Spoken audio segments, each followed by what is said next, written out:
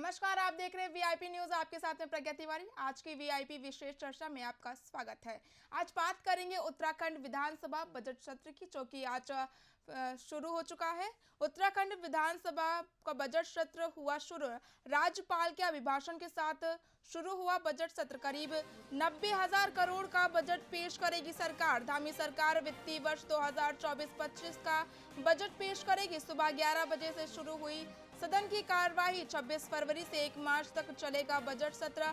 सरकार के बजट में केंद्र की झलक भी देखने को मिलेगी। विधानसभा सत्र के हंगामेदार रहने के भी आसार लगाए जा रहे हैं। वहीं विपक्ष ने 2 सप्ताह सत्र चलाने की सरकार से मांग की है। बता दें कि उत्तराखंड विधानसभा का बजट सत्र आज से शुरू हो चुका है, जिसका आज पहला दिन है। सदन में राज्यपाल के अभिभाषण के साथ सत्र की शुरुआत हुई है। राज्यपाल के अभिभाषण में सरकार के वित्तीय वर्ष 2024-25 तक उत्तराखंड को देश का सर्वश्रेष्ठ और सशक्त बनाने का रोड मैप दिखाया गया है। बता दें कि सत्र की शुरुआत सुबह 11 बजे से हुई है। इसके बाद राज्यपाल ने अपने अभिभाषण के साथ बजट सत्र की शुरुआत की है। उत्तराखंड बजट सत्र की हुई शुरुआत। राज्यपाल के अभिभाषण के साथ बजट सत्र का हुआ आगाज। करीब 90,000 करोड़ का बजट पेश करेगी धामी सरकार। बता दें कि सुबह 11 बजे से शुरू हुई सदन की कार्यवाही। 26 फरवरी से 1 मार्च तक चलेगा बजट। वहीं विपक्ष इस बजट सत्र को 2 सप्ताह तक चलाने की मांग कर रहा है। उत्तराखंड विधानसभा का बजट सत्र हुआ शुरू। राज्यपाल के अभिभाषण के साथ सत्र की शुरुआत हुई है। करीब 90,000 करोड़ का बजट पेश करेगी धामी सरकार। धामी सरकार वित्तीय वर्ष 2024-25 का बजट पेश करेगी। बता दें कि सुबह 11 बजे से सदन की कार्रवाई शुरू हो गई थी। 26 फरवरी से 1 मार्च तक बजट सत्र चलेगा। वहीं इस सत्र को विपक्ष 2 सप्ताह तक चलाने की मांग कर रहा है। सरकार के बजट में केंद्र की झलक भी देखने को मिलेगी। विधानसभा सत्र के हंगामेदार रहने के भी आसार लगाए जा रहे हैं। आपको बता दें कि विधानसभा का बजट सत्र आज से शुरू। सोमवार को सुबह 11 बजे से विधानसभा बजट सत्र का हुआ शुरू। बजट सत्र की हुई शुरुआत। बजट सत्र की शुरुआत राज्यपाल के अभिभाषण से हुई। इस दौरान राज्यपाल ने विकसित भारत के संकल्प में विकसित उत्तराखंड परिकल्पना ने विश्वास है, ऐसा कहा। वहीं राज्यपाल के अभिभाषण से आज बजट सत्र की शुरुआत हुई है। बता दें कि सदन की कार्यवाही की सुबह 11 बजे से शुरू हुई। उत्तराखंड विधानसभा का बजट सत्र हुआ शुरू। राज्यपाल के अभिभाषण के साथ सत्र की शुरुआत हुई। करीब 90,000 करोड़ का बजट पेश करेगी धामी सरकार। बता दें कि धामी सरकार वित्तीय वर्ष 2024-25 का बजट पेश करेगी। 26 फरवरी से 1 मार्च तक विधानसभा का बजट सत्र शुरू होगा। वहीं अधिक जानकारी के लिए हमारे साथ विक्रम श्रीवास्तव जुड़ चुके हैं। विक्रम जी, लोकसभा चुनाव नजदीक है, ऐसे में उत्तराखंड सरकार बजट पेश कर रही है, जिसकी आज शुरुआत हो चुकी है। इस बजट की शुरुआत राज्यपाल के अभिभाषण के साथ हुई। इस पर राज्यपाल ने राज्यपाल का अभिभाषण में क्या कुछ खास रहा? देखिए, बिल्कुल विधानसभा सत्र की शुरुआत आज से हो गई है। सुबह 11 बजे सत्र की शुरुआत हुई। राज्यपाल ने अपना अभिभाषण शुरू किया। मेरे पास ये अभिभाषण की जो मुख्य बिंदु है, जिसको विधानसभा के अंदर राज्यपाल ने पढ़ा है, इसमें सबसे पहले देखिए जो शुरुआत इसमें की गई है, शुरुआत में ही आप देखेंगे इसमें विकसित भारत और विकसित उत्तराखंड का जिक्र किया गया है। और 40 जो बिंदु है उस पूरे उसमें, जिसको राज्यपाल ने सदन के अंदर पढ़ा है। सबसे पहले तो देखिए, जो समान नागरिक का जो कानून है उसको इसमें सबसे पहले रखा गया है। जिस तरह का जिक्र अभी आप लोकसभा का कर रही थी, जाहिर सी बात है, देखिए डबल इंजन की सरकार है। भारतीय जनता पार्टी की केंद्र में सरकार है, भारतीय जनता पार्टी की उत्तराखंड में सरकार है। और जो भाषण राज्यपाल का सदन के अंदर पढ़ा गया है, उसमें जी, उन दोनों चीजों का जिक्र था। खास करके देखिए, G20 की जो 3 समिट यहाँ पर हुई है, जी, उसके सफल आयोजन की बात जो है वो राज्यपाल के अभिभाषण में रहा। इसके साथ ही ग्लोबल इन्वेस्टर जो समिट है, जी, उसके सफल आयोजन का जिक्र इसके अंदर है। तमाम अन्य जो विभाग है, चाहे इसमें जो संस्कृति से रिलेटेड हो, पर्यटन से रिलेटेड हो, जी, और तो तमाम चीजों को इसमें संक्षिप्त में रखा गया है राज्यपाल के द्वारा। देखिए, लपोलुआब इसको आप कह सकते हैं कि लोकसभा चुनाव सर पर है, जी, और ऐसे में जो राज्यपाल का भाषण जो बनाया गया है वो नपातुला भाषण है। इसमें उत्तराखंड और केंद्र सरकार की जो तमाम नीतियां हैं उसका इसमें जिक्र किया गया है। और परसों यानी कि बुधवार को जो है वो बजट जी, सदन के अंदर आएगा। और जिस तरह से देखिए, आज की जो शुरुआत विधानसभा की जो हुई है, जी, उसमें शांतिपूर्ण तरीके से राज्यपाल का अभिभाषण हुआ है। हालांकि अगर देखिए सदन के बाहर का अगर जिक्र करें तो बाहर हरीश रावत जो है, जी, वो गैरसैंण में सत्र ना कराए जाने को लेकर के मौन व्रत रख करके वो उन्होंने आज यहाँ पर धरना दिया। वही आम आदमी पार्टी के नेता हैं रविंद्र आनंद, उन्होंने जी, अर्धनंग होकर के विधानसभा के सामने जो है प्रदर्शन किया। उनको पुलिस ने उसके बाद हिरासत में लिया। और सदन के अंदर की जो कार्रवाई है, देखिए शांतिपूर्ण तरीके से राज्यपाल ने अपने पूरे बजट भाषण को सदन के अंदर पढ़ा। और जी, उसके बाद देखिए, क्योंकि लंच तक जो है भाषण के बाद सदन स्थगित था, अब जो कार्रवाई है वो शुरू हो रही। अभिभाषण पे चर्चा सदन के अंदर होगी। राज्यपाल ने जो कहा, सत्ता पक्ष हो विपक्ष हो, तमाम विधायक और नेता मंत्री अपने अपने तरीके से जो है राज्यपाल के अभिभाषण पर चर्चा करेंगे।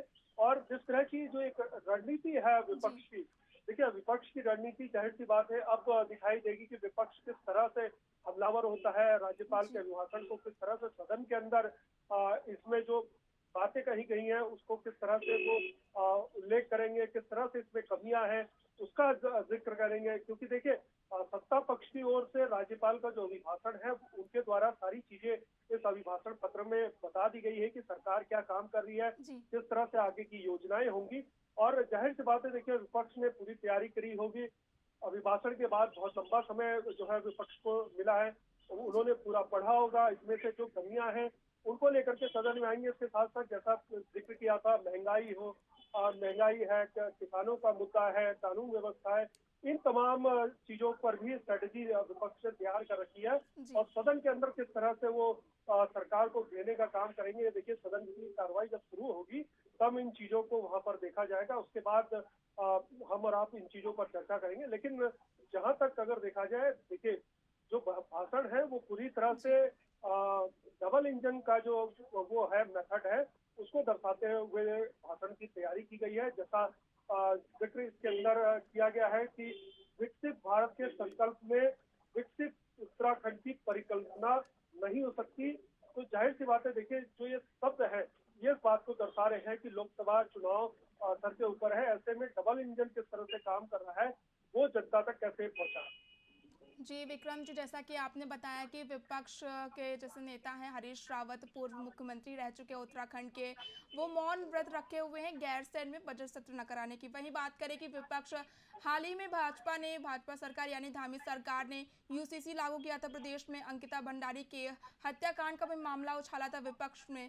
और वहीं बात करें कि हरीश रावत मौन व्रत पर हैं गैरसैंण में बजट सत्र न करवाए जाने पर, इस पर विपक्ष क्या ये सदन में मुद्दा उठा सकती कि अंकिता भंडारी हत्याकांड में अभी तक कार्रवाई क्यों नहीं की गई और गैरसैंण में देखिए बजट सत्र क्यों नहीं करवाएगा, यूसीसी पर क्या कुछ विपक्ष कर सकता है?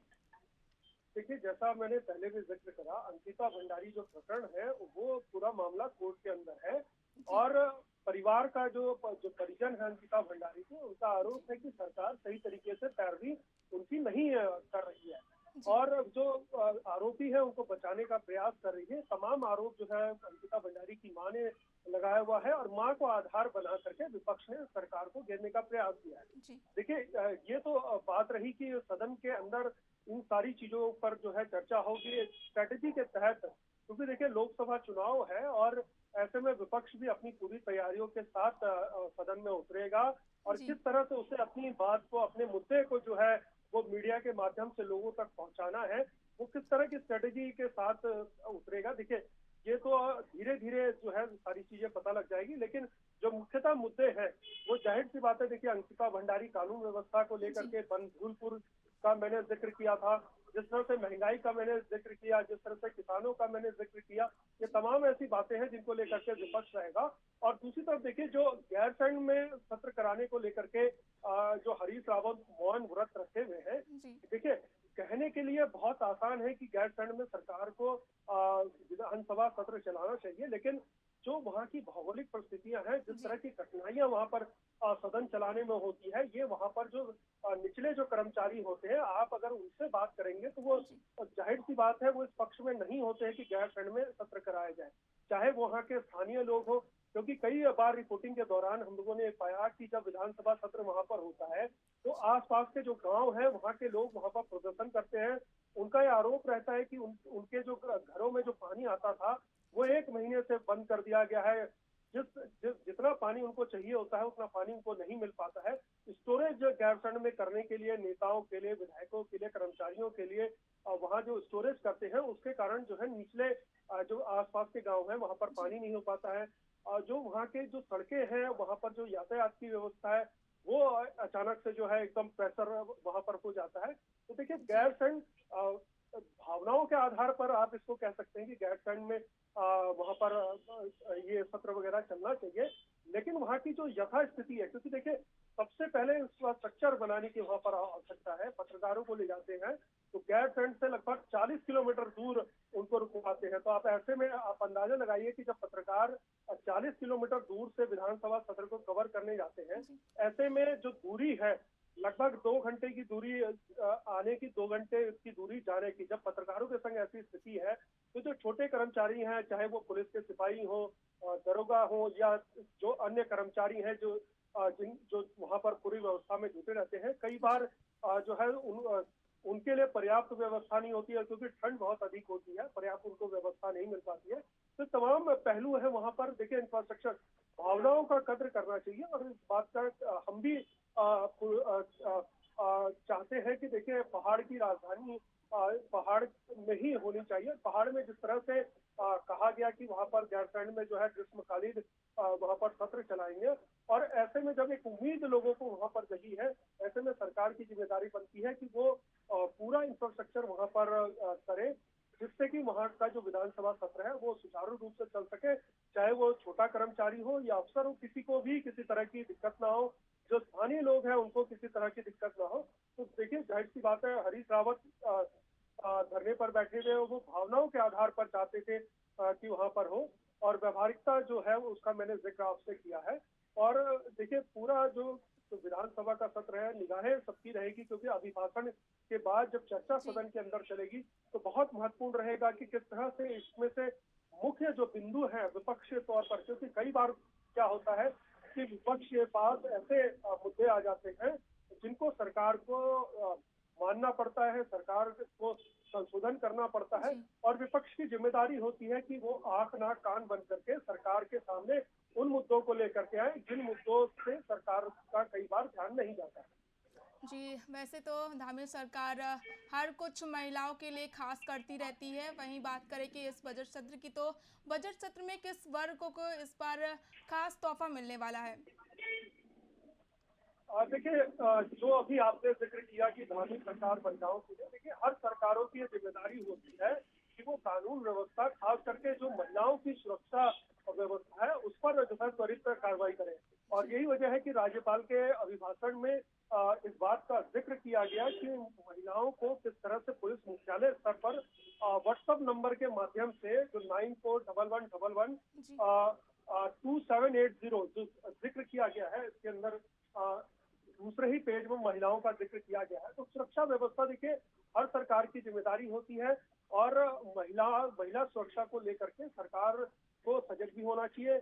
और जिस तरह से देखिए एक आसान तरीका बनाया गया है, क्योंकि महिलाएं कई बार जो उनके ऊपर उत्पीड़न हो रहा होता है उसका जिक्र वो नहीं कर पाती हैं सही प्लेटफॉर्म पे, और इसीलिए जो है महिला सेल बनाया गया है मुख्यालय स्तर पर भी। क्योंकि देखिए कई बार क्या होता है कि आप अगर थाने में जाकर के जी। शिकायत करते हैं तो थानेदार आपकी शिकायत को सही तरीके से नहीं लेते। तो कहीं ना कहीं देखिए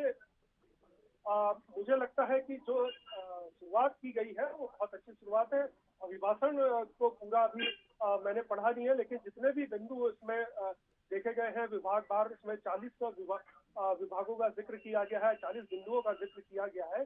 और जाहिर सी बात है, देखिए हर सरकार ये चाहती है कि वो विकास करे और विकास के ही मॉडल के आधार पर वो जनता के बीच में जाए। क्योंकि देखिए लोकसभा चुनाव के बाद यहाँ पर त्रिस्तरीय चुनाव होने हैं, नगर निकायों के चुनाव होने हैं। तो सरकारों को चुनाव में जाना होता है, अलग अलग तरह के मुद्दे होते हैं। नगर निकाय के अलग मुद्दे होते हैं, विधानसभा के अलग मुद्दे होते हैं, लोकसभा के अलग मुद्दे होते हैं। तो जाहिर सी बात है, देखिए सरकार को भी पता है कि उनके ऊपर बड़ी चुनौती है, लोकसभा चुनाव में जाना है। और जैसे बजट के हाईलाइट्स आएंगे तब जो स्थिति है वो क्लियर हो पाएगी। तो विक्रम जी, आज के बजट सत्र की शुरुआत अभिभाषण से हुई राज्यपाल की। तो राज्यपाल ने किसानों के लिए कुछ बातचीत की, जैसे किसान आंदोलन कर रहे हैं, दिल्ली चलो मार्च निकाल रहे हैं, तो राज्यपाल ने अपने अभिभाषण में किसानों के लिए कुछ कहा है? देखिए, जो अभिभाषण राज्यपाल पढ़ते हैं वो सरकार की उपलब्धियों से जुड़ा हुआ होता है।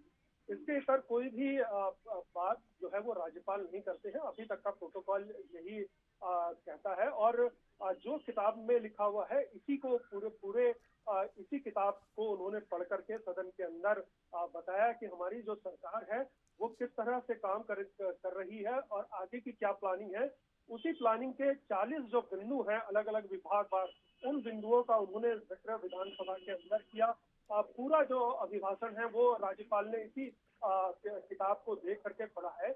और राज्यपाल, क्योंकि जैसा मैंने जिक्र किया था कि एक प्रोटोकॉल होता है, राज्यपाल जो है वो सरकार की जो उपलब्धियों का अभिभाषण होता है वो सदन के पटल पे रखते हैं और उसको पढ़ करके वहाँ के जो भी सदस्य होते हैं उनको बताते हैं कि सरकार किस तरह से काम कर रही है।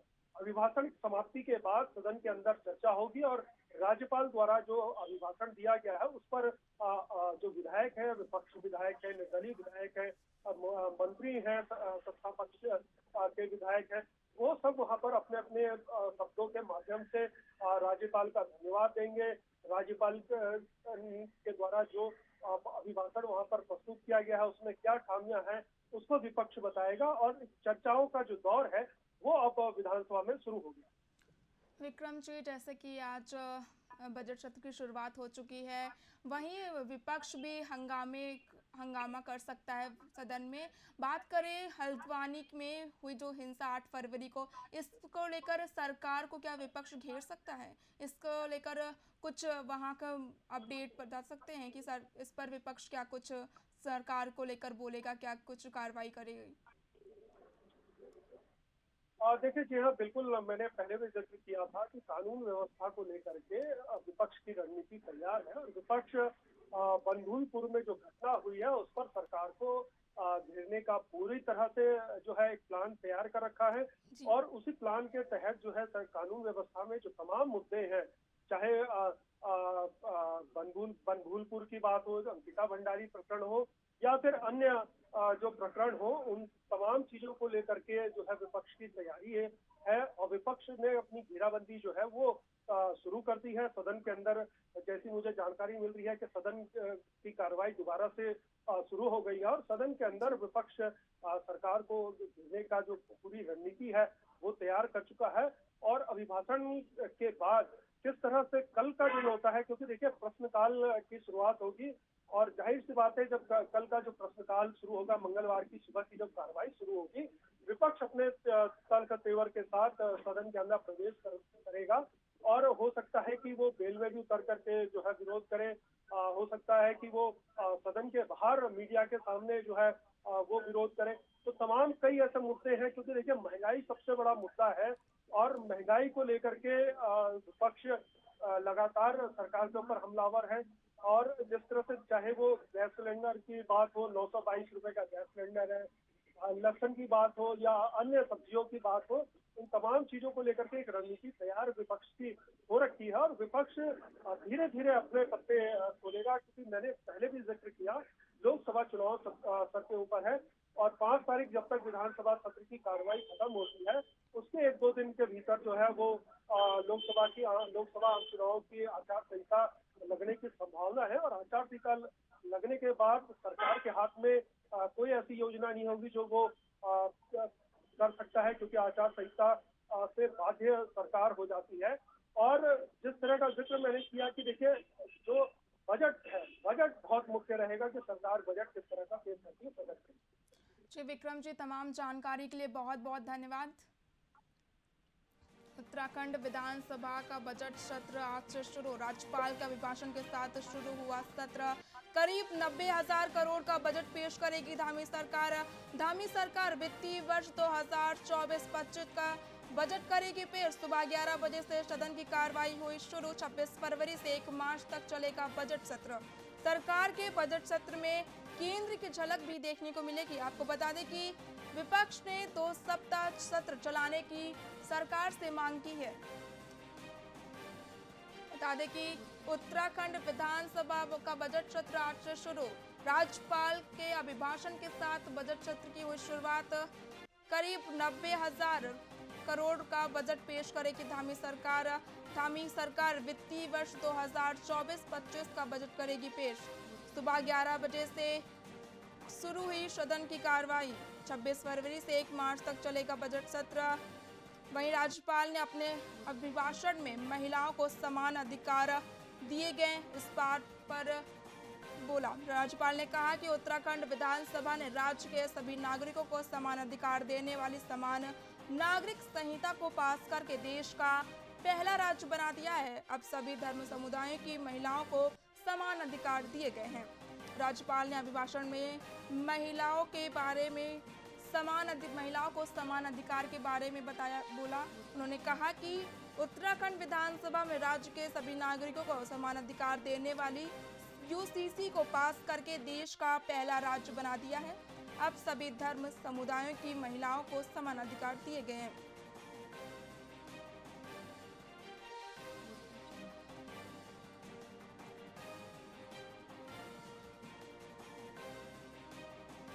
उत्तराखंड विधानसभा का बजट सत्र आज से शुरू हुआ है। राज्यपाल के अभिभाषण के साथ सत्र की शुरुआत हुई है। बता दें कि अब ये देखने वाली बात होगी कि विपक्ष किस तरह सरकार को घेरती है। वहीं देखने वाली बात होगी कि विपक्ष ने 2 सप्ताह सत्र चलाने की सरकार से जो मांग की है, क्या वो धामी सरकार पूरी करती है कि नहीं। 26 फरवरी से 1 मार्च तक विधानसभा बजट सत्र चलेगा। सरकार के बजट में केंद्र की झलक भी देखने को मिलेगी। वहीं आज इस बजट सत्र की शुरुआत राज्यपाल के अभिभाषण के साथ हुई।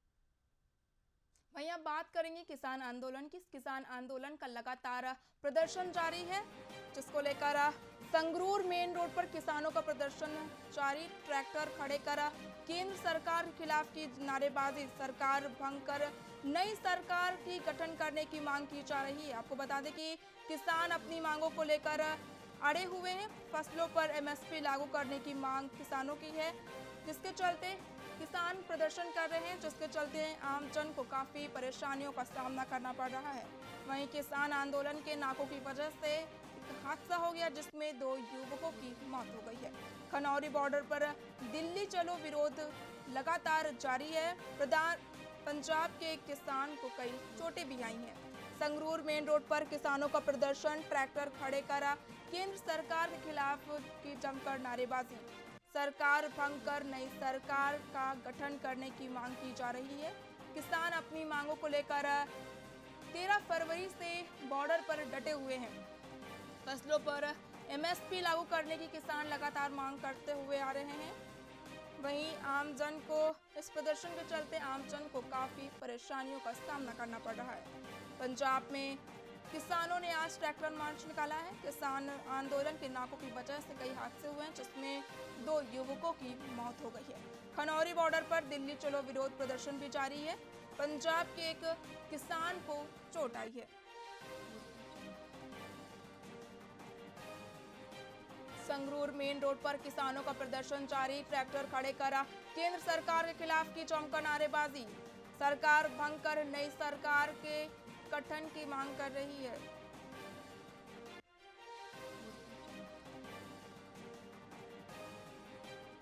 वहीं हमारे साथ तमाम अधिक जानकारी के लिए तुर्गेश गाजरी जी जुड़ चुके हैं।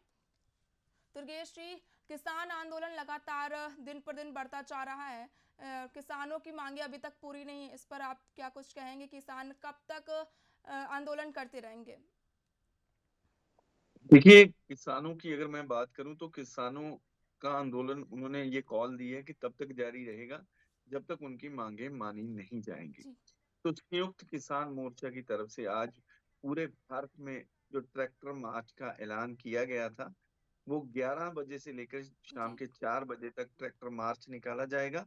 कश्मीर से लेकर कन्याकुमारी तक और अरुणाचल प्रदेश से लेकर गुजरात तक ये जो ट्रैक्टर मार्च है वो निकाला जा रहा है। जी। सभी जो किसान हैं वो दिल्ली की तरफ ट्रैक्टर का रुख कर कर सड़कों पर खड़े हुए हैं और इससे भारी यातायात को परेशानी आ रही है, क्योंकि जो किसान है अपना ट्रैक्टर लेकर अपना विरोध प्रदर्शन करने के लिए आज सड़कों पर निकले हुए हैं।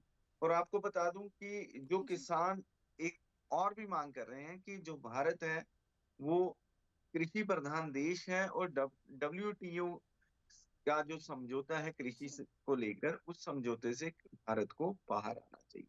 इसलिए 26 से लेकर 29 फरवरी तक जो आबू धाबी में मंत्री स्तर का जो डब्ल्यूटी मेंबर नेशंस हैं उनके मंत्रियों का जो सम्मेलन होने वाला है, जी। तो किसान मांग कर रहे हैं कि भारत जो है कृषि के मसलों पर डब्ल्यूटीओ से बाहर आए और अ, और भारत के किसानों को सुरक्षित करे। जी प्रज्ञा। सर, जैसा कि आपने बताया कि किसानों का आंदोलन लगातार जारी है, वहीं अब बात करेंगे किसान ने नई सरकार गठन करने की मांग की है, इस पर क्या कुछ कहेंगे आप? देखिए, सरकार के गठन की जो आप बात कर रहे हैं तो किसानों जी। का विरोध करते हुए कह रहे हैं कि जो सरकार हमारी मांगे नहीं मान सकती वो जी। अपने पद से इस्तीफा दे और नई सरकार का गठन हो जो हमारी मांगों को माने। तो किसान अपनी मांगों को लेकर बहुत लंबे अरसे से संघर्ष करते आ रहे हैं। आपको मालूम होगा कि जी। पिछले 2-3 साल पहले भी दिल्ली की जो सड़कें थी किसानों ने जाम कर दी थी जी। और अपनी मांगों को लेकर अड़े हुए थे। तब भी 3 कृषि कानून जो बने थे उन कानूनों को उन्होंने रद्द करवा लिया था, पर किसानों का उससे कोई भला नहीं हुआ था, किसानों को कुछ नहीं मिला था। अब किसान थोड़े से जागरूक हो चुके हैं। अब शंभू बॉर्डर और खनौरी बॉर्डर पर आज मैं बात करूं तो डब्ल्यूटीओ जो वर्ल्ड ट्रेड ऑर्गेनाइजेशन है उससे संबंधित जो है बॉर्डर पर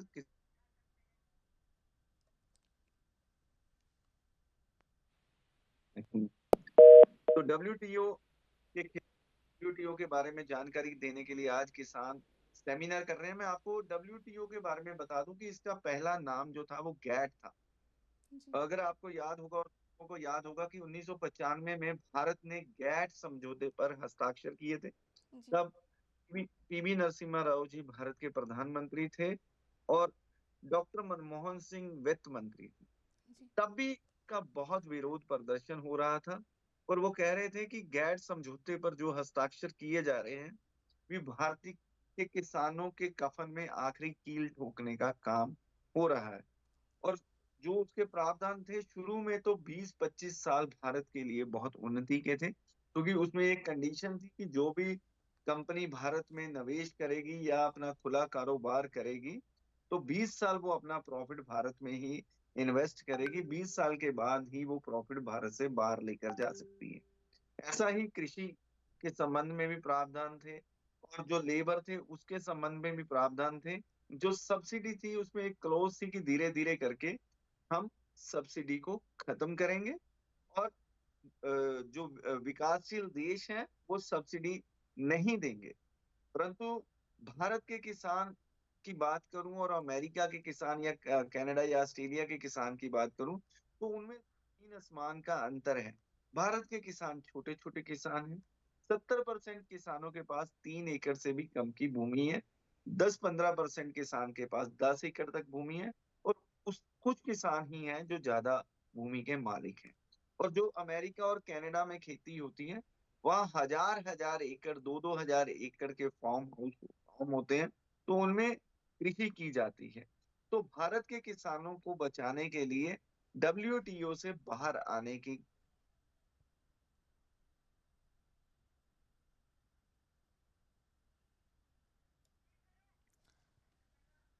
3 एकड़ के किसान का मुकाबला 1000 एकड़ के किसान से नहीं कर सकते। दूसरी बात, किसानों के संदर्भ में एक डब्ल्यूटीओ का जो समझौता है, गैर समझौता था, जो इसका पूर्व पूर्व नाम, उसमें एक प्रावधान है कि हर साल जो जितनी कंजम्पशन भारत में होती है, उसका 10% वो बाकी जो देश हैं उनसे आयात करे, जिससे भारत की कृषि को भारी नुकसान हो रहा है। इसी वजह से जो है किसानों को जो मिनिमम सपोर्ट प्राइस है वो नहीं दिया जा रहा।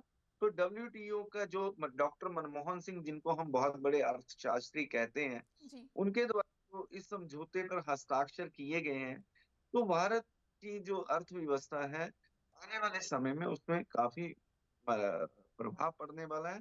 और जो किसानों की दशा, जिसके लिए किसान लड़ रहे हैं, सड़कों पर हैं, बॉर्डर पर हैं, तो किसान भी जानते हैं कि अगर डब्ल्यूटीओ के समझौते से किसानी बाहर नहीं की गई, तो भारत के किसानों को इसका भारी नुकसान उठाना पड़ेगा। जी प्रज्ञा। जी सर, जैसे कि आपने बताया कि विदेश और कनाडा में 10% कृषि के कृषि का भाग है। वहीं बात करें कि किसानों को प्रदर्शन लगातार जारी है पंजाब हरियाणा में, तो लोगों का जनजीवन अस्त व्यस्त हो गया। इस पर क्या कुछ प्रशासन कदम उठा सकता है और क्या कदम उठा रहा है? देखिए, प्रशासन की तरफ से जो है पुलिस विभाग को, अपने पैरामिलिट्री फोर्सेस की एजेंसियों को पहले ही इस आंदोलन को लेकर, ट्रैक्टर मार्च को लेकर अलर्ट कर दिया गया था कि किसी तरह की जो भी है अप्रिय घटना ना हो। तो किसानों की तरफ से भी बड़ा शांतिपूर्वक प्रदर्शन किया जा रहा है। जी। किसान अपने ट्रैक्टरों का जो रुख है वो दिल्ली की तरफ किए हुए हैं। एक संदेशात्मक ये उनका ट्रैक्टर मार्च है, जिससे वो बताना चाहते हैं कि इस जी। सरकार ने अगर उनकी मांगे नहीं मानी, तो पूरे देश के जो ट्रैक्टर हैं वो दिल्ली में आ जाएंगे, दिल्ली की सड़कों को जाम कर देंगे। और जो आपने यातायात की अव्यवस्था की बात की है, कि जब इतने सारे ट्रैक्टर सड़क पे आ जाएंगे, तो जी। जाहिर ये बात है कि जो यातायात की व्यवस्था है उसमें विघ्न पड़ेगा ही पड़ेगा। भारी लंबे लंबे जाम लगे हुए हैं, आने जाने वाले लोगों को भारी परेशानी का सामना करना पड़ रहा है। और बहुत सी जगहों पर ऐसा भी देखा गया कि एम्बुलेंस जो है वो भारी जाम में फंस गई हैं, और मरीजों को उसकी वजह से भारी परेशानी झेलनी पड़ रही है। जी प्रज्ञा। जी सर, किसानों का लगातार प्रदर्शन जारी है। इस जानकारी के लिए बहुत बहुत धन्यवाद। संगरूर मेन रोड पर किसानों का प्रदर्शन, ट्रैक्टर खड़े कर केंद्र सरकार के खिलाफ की नारेबाजी, सरकार भंग कर नई सरकार का गठन करने की मांग। किसान अपनी मांगों को लेकर अड़े, फसलों पर एमएसपी लागू करने की मांग, आमजन को हो रही परेशानी। बता दें कि पंजाब में किसानों का ट्रैक्टर मार्च निकाला गया है। किसान आंदोलन के नाकों की वजह से हादसा हुआ। इस हादसे में 2 युवकों की मौत हो गई है। खनौरी बॉर्डर पर दिल्ली चलो विरोध प्रदर्शन लगातार जारी है। पंजाब के एक किसान को चोट भी आई है। ट्रैक्टर मार्च के दौरान 2 युवकों की मौत, पंजाब के एक किसान को आई चोटें। संगरूर मेन रोड पर किसानों का प्रदर्शन, ट्रैक्टर खड़े कर केंद्र सरकार के खिलाफ की जमकर नारेबाजी, सरकार भंग कर नई सरकार का गठन करने की मांग। किसान अपनी मांगों को लेकर लगातार प्रदर्शन कर रहे हैं। वहीं किसानों की मांग है कि उन सरकार एमएसपी लागू करे, फसलों पर एमएसपी लागू करे। वहीं किसानों के प्रदर्शन के चलते आमजन को काफी परेशानियों का सामना करना पड़ रहा है। बता दें कि आज किसानों ने ट्रैक्टर मार्च निकाला है। ट्रैक्टर मार्च के दौरान नाकों की वजह से हादसे हो गए, जहां पर इस हादसे में 2 युवकों की मौत हो गई। खनौरी बॉर्डर पर दिल्ली चलो अभियान लगातार जारी है।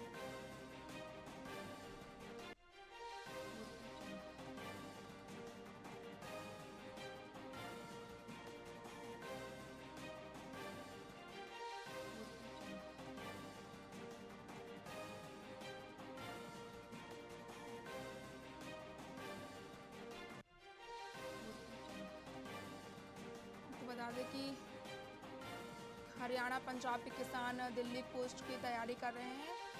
वहीं किसानों का प्रदर्शन दिल्ली चलो अभी भी जारी है। किसान अपनी मांगों को लेकर नई सरकार के गठन करने की बात कर रहे हैं। वहीं किसान सरकार से एमएसपी लागू करने की भी मांग कर रहे हैं। संगरूर मेन रोड पर किसानों का प्रदर्शन, ट्रैक्टर खड़े कर केंद्र सरकार के खिलाफ की नारेबाजी, सरकार भंग कर नई सरकार का गठन करने की किसानों ने मांग की है। वहीं किसान अपनी मांगों को लेकर अड़े हुए हैं कि फसलों पर एमएसपी लागू करने की मांग कर रहे हैं। आम जन को प्रदर्शन के चलते काफी परेशानियों का सामना करना पड़ रहा है। पंजाब में किसानों का निकाला गया ट्रैक्टर मार्च। किसान आंदोलन के नाकों की वजह से हुए हादसे, इस हादसे में 2 युवकों की मौत, एक किसान को भी चोट आई है।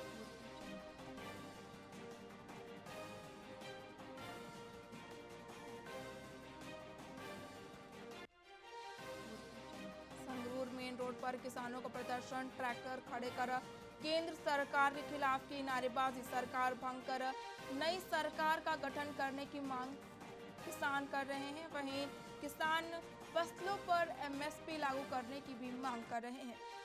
किसानों के प्रदर्शन के चलते आम जन को काफी परेशानियों का सामना करना पड़ रहा है। वहीं पंजाब में आज किसानों ने ट्रैक्टर मार्च निकाला है। वहीं ट्रैक्टर मार्च निकालने की वजह से कई हादसे हुए, जिसमें 2 युवकों की मौत हो गई है।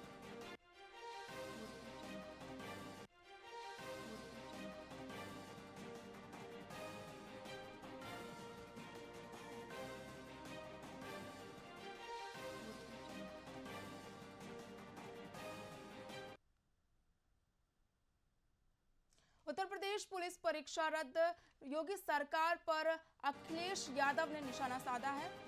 अखिलेश यादव ने कहा कि युवाओं को नौकरी नहीं मिल रही है, सरकार खुद पेपर लीक कराती है, सरकार सख्ती करती तो पेपर लीक नहीं होता, पेपर छापने वाले से लेकर लाने वाले पकड़े जाएं, सरकार किसी को नौकरी देना नहीं चाहती है, सरकार पेपर लीक मामले पर भागना चाहती है। बता दें कि पेपर लीक मामले पर अखिलेश यादव ने उत्तर प्रदेश के मुख्यमंत्री योगी आदित्यनाथ को घेरा है। उन्होंने कहा कि सरकार खुद पेपर लीक करवाती है।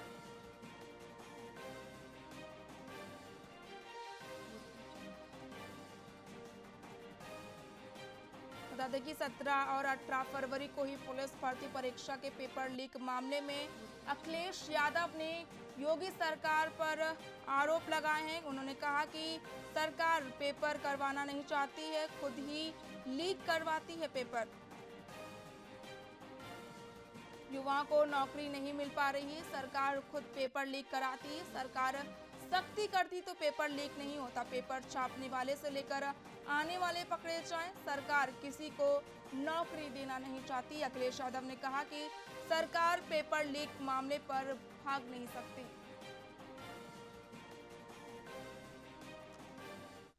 वहीं हमारे साथ अधिक जानकारी के लिए बलराम सिंह जी जुड़ चुके हैं। बलराम जी, उत्तर प्रदेश की जो परीक्षा हुई थी, पुलिस भर्ती परीक्षा, इसको लेकर अखिलेश यादव ने उत्तर प्रदेश की सरकार योगी आदित्यनाथ पर निशाना साधा। उन्होंने कहा कि सरकार खुद ही पेपर लीक करवाती है, लेकिन वो युवाओं को नौकरी देना नहीं चाहती है। वहीं बात करें योगी सरकार की, तो उन्होंने आदेश दिया था बीते दिन की 6 महीने के अंतर्गत पेपर करवाए जाएंगे यूपी पुलिस को लेकर। अगर पेपर करवाए जा रहे हैं 6 महीने के अंतर्गत, तो इस पर क्या सहूलियत बरतेगी सरकार, इस पर क्या कुछ कहेंगे आप?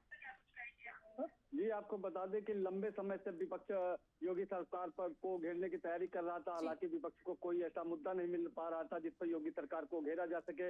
इस बार ये यूपी पुलिस की भर्ती का जो पेपर लीक हुआ है, इसको लेकर विपक्ष पूरी तरह से हमलावर हो गया है। आपको बता दें कि राहुल गांधी कई बार लगातार इस पर सरकार को घेर चुके हैं। अब अखिलेश यादव भी इस पर हमलावर हो चुके हैं, क्योंकि बेरोजगारी एक बड़ा मुद्दा है। लंबे समय से कोई बड़ी भर्ती ऐसी नहीं हुई थी जिसमें बड़ी मात्रा में युवाओं को रोजगार मिल सके। यूपी पुलिस में जो 50,000 भर्तियां होनी थी, वो एक बड़ा मौका था। हालांकि इस परीक्षा को भी जो पेपर लीक कराने वाले गिरोह हैं, इन्होंने इसमें भी सेंध लगा दी और जी। एक बड़े पैमाने पर गड़बड़ियां पाई गई। इसके बाद योगी सरकार ने इस परीक्षा को निरस्त कर दिया है। हालांकि सरकार का दावा है कि आरोपी पकड़े जाएंगे और 6 महीने के अंदर ही दोबारा परीक्षा कराई जाएगी। हालांकि अभी इस मामले में कोई बड़ी गिरफ्तारी नहीं हुई है। सरकार उच्च स्तरीय इस मामले की जांच जरूर करा रही है। जी, जैसे कि आपने बताया कि इस मामले में कोई कार्रवाई नहीं हुई, लेकिन सरकार ने एसटीएफ को निर्देश दिए हैं कि नकल करने वालों को जल्द से जल्द गिरफ्तार किया जाए। क्या कब तक उन आरोपियों की गिरफ्तारी हो जाएगी? कब तक एसटीएफ सरकार को रिपोर्ट सौंप सकती है? जी, इस मामले में 15 दिनों के भीतर माना जा रहा है कि एसटीएफ सरकार को अपनी रिपोर्ट सौंप देगी। हालांकि आपको बता दें कि इसमें अभी सीधे तौर पर ये सामने नहीं आया है कि पेपर कहां से लीक हुए और कितने लोगों ने इस पूरे गिरोह को में शामिल थे, जिन्होंने इस पूरी घटना को अंजाम दिया, जिन्होंने इतनी बड़ी परीक्षा में सेंध लगा दी और बड़े पैमाने पर पेपर लीक करा दिए। यूपी पुलिस की जो शाखा एसटीएफ है वो लगातार इस मामले की जांच कर रही है। इसके अलावा शासन स्तर पर भी इसकी मॉनिटरिंग की जा रही है। हालांकि अभी इसमें कोई ठोस सबूत पुलिस को नहीं मिले हैं कि किन किन लोगों ने इस पेपर लीक कांड को अंजाम दिया है। जी, ऐसा पहली बार नहीं हुआ कि उत्तर प्रदेश या पूरे देश में कोई भी सरकारी पेपर हो लीक ना हुआ हो। ये मामला तो चलता आता है, लेकिन इस पेपर लीक को रुकवाने के लिए सरकार किस तरह से कदम उठा सकती है कि पेपर लीक ना हो, परीक्षार्थी जो महीनों से साल भर से मेहनत कर रहे हैं उनकी मेहनत काम आए। इस पर प्रशासन को किस तरह से काम करना चाहिए? जी, आपको बता दें कि सेंटरों से लेकर जहां जहां पेपर रखे जा रहे थे उन सब की मॉनिटरिंग ठीक से हो रही थी। पुलिस और प्रशासन की टीमें लगातार काम कर रही थी। हालांकि आपको बता दें कि यूपी पुलिस की भर्ती के लिए जो केंद्र बनाए गए थे, 8000 से ज्यादा सेंटर थे पूरे प्रदेश में। अब माना यह जा रहा है कि उन्हीं सेंटरों में से कहीं पर या तो जो सेंटर बने थे उनके जो कॉलेज थे, उनके मालिकान या प्रबंधक, उस लेवल पे कहीं पर गड़बड़ी की गई है कि वहां से उन्होंने पेपर का जो बंच होता है, जो उसकी सील खोलने के बाद उन्होंने जो है उसका व्हाट्सएप पे उसका फोटो खींच के उसको सर्कुलेट किया। ये कहीं पर हो सकता है, या तो हो सकता है कि जो भर्ती बोर्ड जो परीक्षा ऑर्गेनाइज करा रहा है, जो एजेंसियां इसमें लगी हुई हैं, उनमें उनसे कहीं पर कोई गड़बड़ी हुई है। इन सारी चीजों की पड़ताल अभी जारी है और माना यह जा रहा है कि इस बार सरकार नई एजेंसियों को हायर करके उनसे परीक्षा कराएगी। जी, बहुत बहुत धन्यवाद तमाम जानकारी के लिए बलराम जी। उत्तर प्रदेश पुलिस भर्ती को लेकर अखिलेश ने योगी सरकार पर कसा तंज। सपा अध्यक्ष अखिलेश यादव का बयान, युवाओं को नौकरी नहीं मिल रही। अखिलेश यादव ने कहा कि सरकार खुद पेपर लीक कराती है, सरकार सख्ती करती तो पेपर लीक नहीं होता। पेपर छापने वालों से लेकर लाने वाले पकड़े जाएं।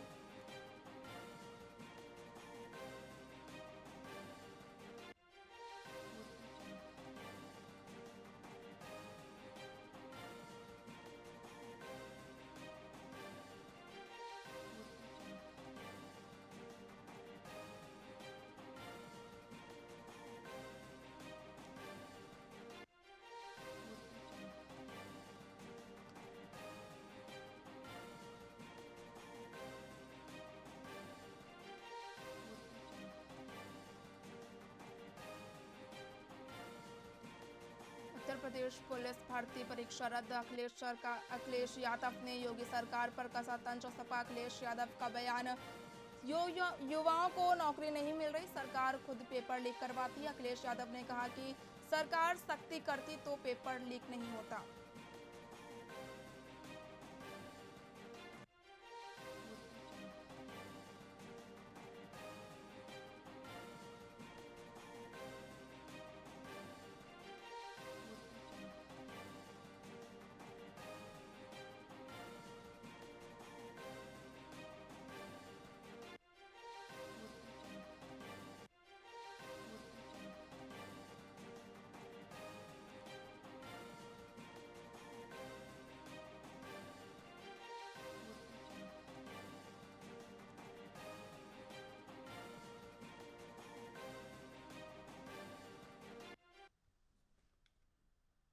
वहीं हम बात करेंगे राज्यसभा चुनाव को लेकर। राज्यसभा चुनाव को लेकर एनडीए विधायकों के साथ डिनर कार्यक्रम। सभी विधायकों सभी बीजेपी राज्यसभा प्रत्याशी रहेंगे मौजूद। मंत्रियों विधायकों को आज डिनर कराएंगे सीएम योगी आदित्यनाथ। आज रात 8 बजे लोक भवन में होगा डिनर कार्यक्रम। एनडीए के सभी विधायक डिनर में बुलाए गए। सीएम योगी ने सहयोगी दलों के नेताओं को किया आमंत्रित। आरएलडी के विधायक भी इस कार्यक्रम में होंगे शामिल। राज्यसभा चुनाव के पहले एनडीए विधायकों का डिनर कार्यक्रम। सभी बीजेपी राज्यसभा प्रत्याशी रहेंगे मौजूद। मंत्रियों विधायकों को आज डिनर कराएंगे उत्तर प्रदेश के सीएम योगी आदित्यनाथ। आज रात 8 बजे लोक भवन में होगा डिनर कार्यक्रम। एनडीए के सभी विधायक डिनर में बुलाए गए। सीएम योगी ने सहयोगी दलों के नेताओं को किया आमंत्रित। राष्ट्रीय लोकदल के विधायक होंगे शामिल। बता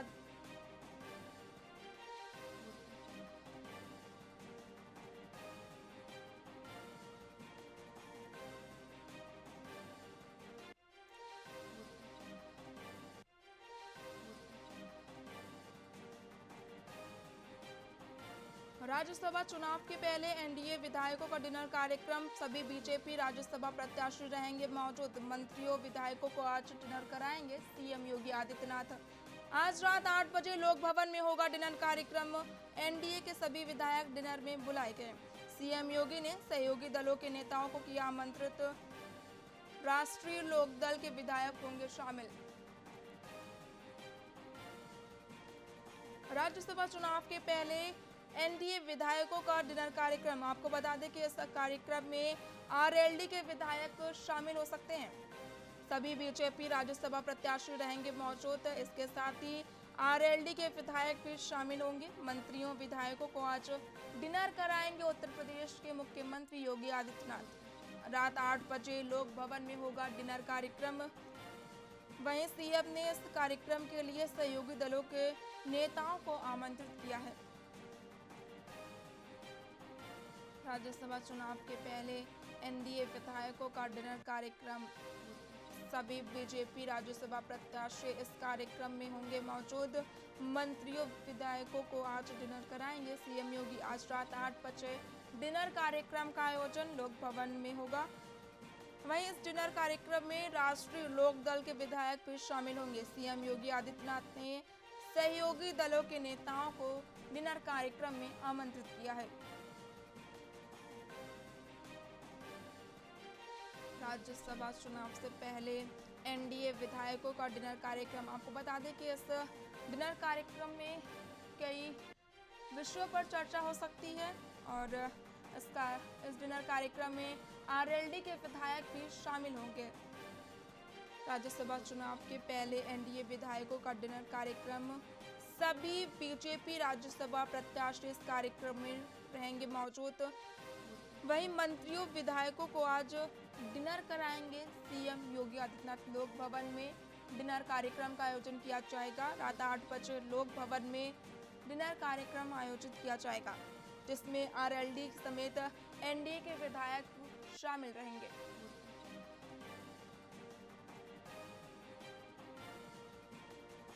राज्यसभा चुनाव से पहले एनडीए विधायकों का डिनर कार्यक्रम। सभी बीजेपी राज्यसभा प्रत्याशी इस कार्यक्रम में होंगे मौजूद।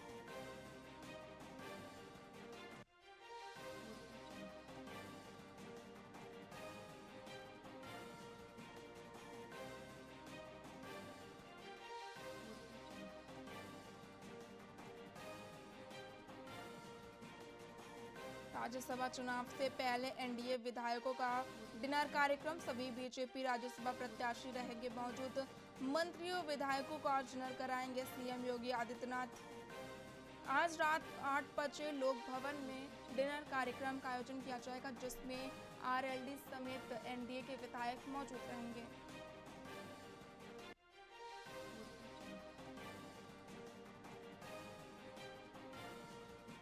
वहीं हमारे साथ अधिक जानकारी के लिए संवाददाता रमेश चौधरी जी जुड़ चुके हैं। रमेश जी, सीएम योगी आदित्यनाथ ने लोक भवन में डिनर कार्यक्रम रखा है, जिसमें कई राजनीतिक हस्तियां शामिल होने वाली हैं। इस कार्यक्रम में क्या कुछ खास हो सकता है?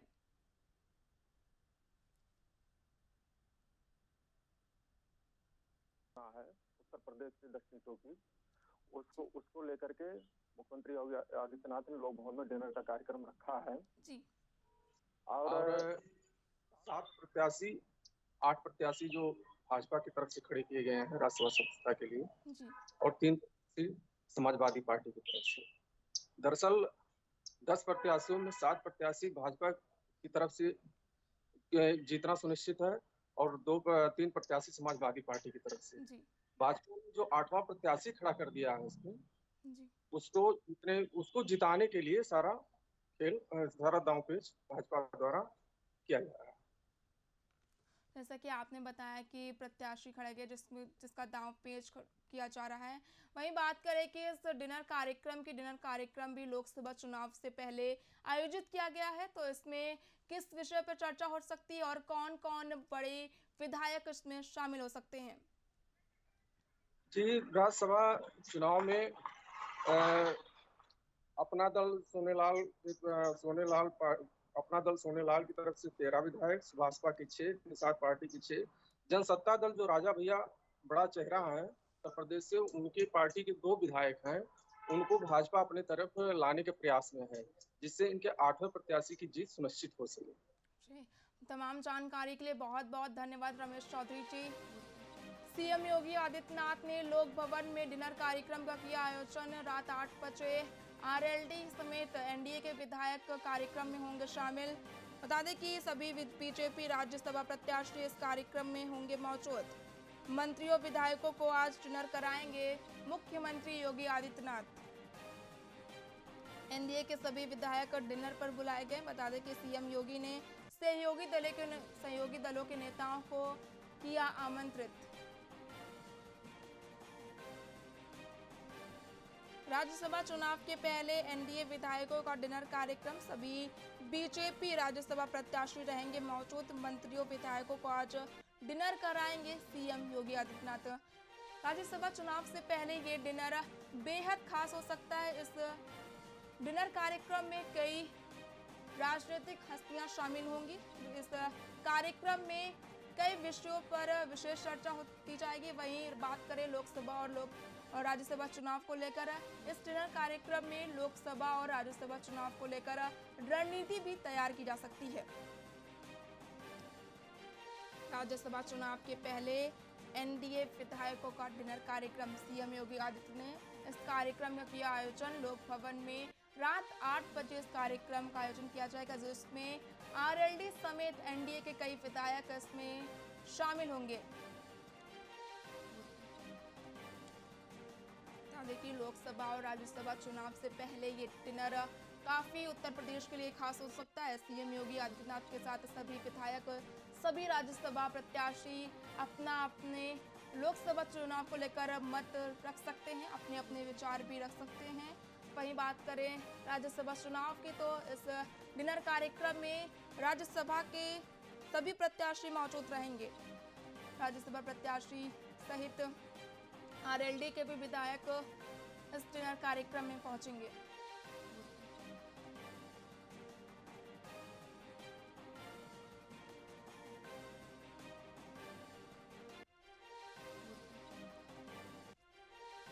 राज्यसभा चुनाव से पहले सीएम योगी आदित्यनाथ ने सहयोगी दलों के नेताओं को किया आमंत्रित। लोक भवन में रात 8 बजे डिनर कार्यक्रम का किया आयोजन। इस कार्यक्रम में आरएलडी समेत बीजेपी के कई विधायक और राज्यसभा प्रत्याशी मौजूद रहेंगे। वहीं लोकसभा चुनाव से पहले इस डिनर का महत्वपूर्ण बताया जा रहा है। इस डिनर में कई महत्वपूर्ण बातों पर चर्चा की जा सकती है। वहीं राज्यसभा और लोकसभा चुनाव को लेकर मंथन भी किया जा सकता है। वहीं राष्ट्रीय लोकदल यानी कि आरएलडी भी इस डिनर कार्यक्रम का हिस्सा रहेंगे। राज्यसभा चुनाव से पहले एनडीए विधायकों का डिनर कार्यक्रम, सभी बीजेपी राज्यसभा प्रत्याशी रहेंगे मौजूद। मंत्री सहित आरएलडी के विधायक भी इस कार्यक्रम में शामिल होंगे। बता दें कि लोकसभा और राज्यसभा चुनाव से पहले इस कार्यक्रम को करना एक तरफ से बेहद अहम माना जा रहा है। सीएम योगी आदित्यनाथ ने सहयोगी दलों के नेताओं को किया आमंत्रित।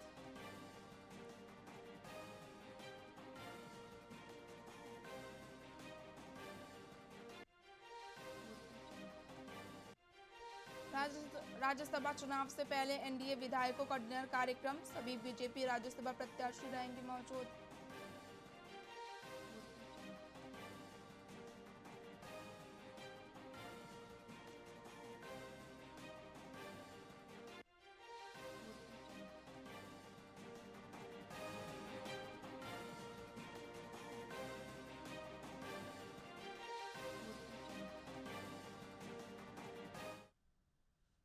बात करेंगे लोकसभा चुनाव को लेकर। कांग्रेस लोकसभा चुनाव की तैयारियों में जुट गई है। वहीं बात करें मध्य प्रदेश के कांग्रेस अध्यक्ष जीतू पटवारी की। जीतू पटवारी ने एक बड़ा ऐलान किया है। मध्य प्रदेश में कांग्रेस निकालेगी राम यात्रा, राम के सहारे सियासी जमीन तलाशेगी कांग्रेस। पूर्व सीएम शिवराज सिंह समेत बड़े नेताओं ने साधा निशाना। अब कांग्रेस पर भाजपा का जुबानी हमला जारी, शिवराज सिंह ने भी साधा निशाना। कहा, राम को काल्पनिक कहने वाले राम भक्त बन रहे हैं। राहुल गांधी की न्याय यात्रा के बाद मध्य प्रदेश में राम यात्रा की होगी शुरुआत। बता दें कि जहां एक तरफ देश भर में राहुल गांधी न्याय यात्रा निकाल रहे हैं, वहीं इसके बाद मध्य प्रदेश में जीतू पटवारी ने एक बड़ा ऐलान किया है। उन्होंने कहा कि मध्य प्रदेश में राम यात्रा निकाली जाएगी। लोकसभा चुनाव नजदीक हैं, ऐसे में सभी राजनीतिक पार्टियां जनता को आकर्षित करने के लिए किसी न किसी तरीके से अभियान या यात्रा निकाल रहे हैं। वहीं बात करें कांग्रेस की, तो कांग्रेस ने न्याय यात्रा के बाद मध्य प्रदेश में राम यात्रा का ऐलान कर दिया है। जीतू पटवारी, मध्य प्रदेश कांग्रेस के अध्यक्ष जीतू पटवारी ने बड़ा ऐलान किया है। उन्होंने कहा कि मध्य प्रदेश में राम यात्रा निकाली जाएगी। राहुल गांधी की भारत छोड़ो न्याय यात्रा के बाद अब राम यात्रा निकाली जाएगी। लोकसभा नजदीक है, ऐसे में ये बेहद खास रहेगा कि कांग्रेस की राम यात्रा कितनी अहम रहेगी।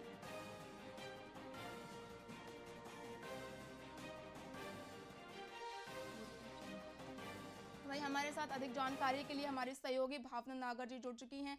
भावना जी, राम यात्रा निकालने की बात कांग्रेस कर रही है, लेकिन अभी राहुल गांधी की भारत छोड़ो न्याय यात्रा निकल रही, जिसके बाद जीतू पटवारी ने कहा है कि मध्य प्रदेश में राम यात्रा निकाली जाएगी। क्या कुछ इस यात्रा का उद्देश्य है? निकाली जा रही है। 2 मार्च को न्याय यात्रा मध्य प्रदेश में प्रवेश करेगी और इसी के साथ कल न्याय यात्रा आगरा पहुंची थी, जहां अखिलेश यादव इस यात्रा में शामिल हुए थे। वहीं बात करें राहुल गांधी या फिर कांग्रेस की राम यात्रा की, तो राम यात्रा एक तरीके से देखा जाए तो लोकसभा चुनाव नजदीक है, जिसको लेकर लगातार जो है पार्टियां आगामी लोकसभा चुनाव की सीटों को साधने की कोशिश कर रही है। साथ ही सीटों की बात करें या फिर मतदाताओं की बात करें तो आगामी लोकसभा चुनाव नजदीक है, जिसको लेकर चाहे बीजेपी हो या कांग्रेस, दोनों ही पार्टियां लगातार जीतने की जद्दोजहद कर रही है। सभी पार्टियां जो है वह जीतने के लिए हर मूल मंत्र अपना रही है, ताकि वह जनता को अपनी ओर आकर्षित कर सके, मत को ज्यादा से ज्यादा वो अपनी ओर कर सके। इसलिए लगातार जो है कांग्रेस नए नए हथकंडे अपना रही है। अगर आपने देखा हो तो पक्ष विपक्ष होता ही इसलिए है कि बीजेपी अगर अपनी खूबियां गिना रही है, कि बीजेपी लगातार अपनी योजनाओं को बता रही है, तो वही कांग्रेस उनकी खामियों को लेकर आगे निकलती है और रैलियां निकालती है। तो न्याय यात्रा की बात करें तो न्याय यात्रा ही इसलिए निकाली जा रही है ताकि कांग्रेस जो है मतदाताओं को साधे। साथ ही जैसे कि न्याय यात्रा में बताया गया है कि बेरोजगारों को, युवाओं को और गरीबी जैसे कई मुद्दों को लेकर वह न्याय यात्रा निकाल रही है। और इस न्याय यात्रा में लगातार रैलियों के माध्यम से लोग इसमें शामिल हो रहे हैं। तो कहीं ना कहीं यह लोकसभा चुनाव को लेकर एक एजेंडा है। जैसे कि आपने देखा था कि भगवान राम की प्राण प्रतिष्ठा हुई थी 22 जनवरी को, जो लगातार काफी वक्त से यह जो सपना था, जो सभी ने देखा था, लगभग 500 साल पुराना यह सपना था कि भगवान राम अयोध्या में विराजमान हुए। लेकिन ऐसे में जब सबको निमंत्रण पत्र दिए गए थे, तो एक जगह पर ये निमंत्रण पत्र जो है वह कांग्रेस को भी गया था। तो कांग्रेस ने यह जो निमंत्रण पत्र है वह ठुकरा दिया था कि कांग्रेस का ये कहना था कि ये सिर्फ बीजेपी की एक चाल है या फिर एक जी एजेंडा है बीजेपी का लोगों को अपनी ओर आकर्षित करने का, क्योंकि आगामी दिनों में लोकसभा चुनाव है जिसको लेकर बीजेपी एक खेल खेल रही है जिसमें जो है लोगों को साधने की कोशिश कर रही है, धर्म के नाम पर साधने की कोशिश जी कर रही थी। ऐसा कांग्रेस का मानना था और उन्होंने निमंत्रण पत्र ठुकरा दिया था। जैसे कि लेकिन फिलहाल बात करें जी, लेकिन बात करें राम यात्रा की, तो जी जिस तरह से पहले ठुकरा दिया था और अब राम यात्रा निकाल रही है, तो यह तो एक धर्म की राजनीति हो गई, जी क्योंकि कांग्रेस ने एक तरफ कहा था कि भगवान राम को साधकर बीजेपी है जो वोटरों को साधने की कोशिश कर रही जी है, जनता को लुभाने की कोशिश कर रही है। लेकिन यहाँ तो भगवान राम के नाम की खुद कांग्रेस यात्रा निकालने की बात कर रही है। तो यह तो एक एजेंडा हो गया लोकसभा चुनाव को लेकर और मतदाताओं को अपनी ओर आकर्षित करने का। लेकिन फिलहाल यह तो देखने वाली बात होगी कि जो है लोकसभा चुनाव में क्या कुछ मुद्दे निकल कर सामने आएंगे, किन मुद्दों को लेकर लोकसभा चुनाव में जनता मत करेगी। बहुत बहुत जानकारी के लिए धन्यवाद भावना जी। कांग्रेस ने जी। किया बड़ा ऐलान, राम यात्रा निकालेगी कांग्रेस। जीतू पटवारी ने कहा कि मध्य प्रदेश में एक बार फिर से राम यात्रा का आयोजन किया जाएगा। बहुत बहुत धन्यवाद भावना जी आपको तमाम जानकारी के लिए।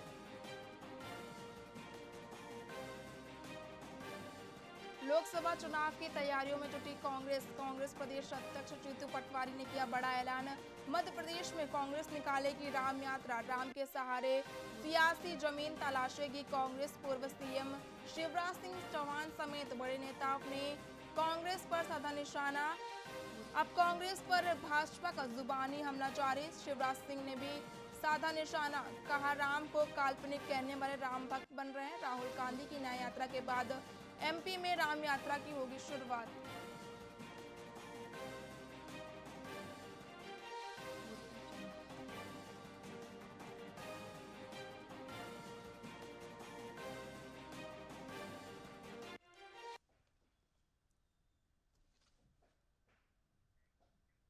आज की वीआईपी विशेष में इतना ही। देखते रहिए वीआईपी न्यूज़। नमस्कार।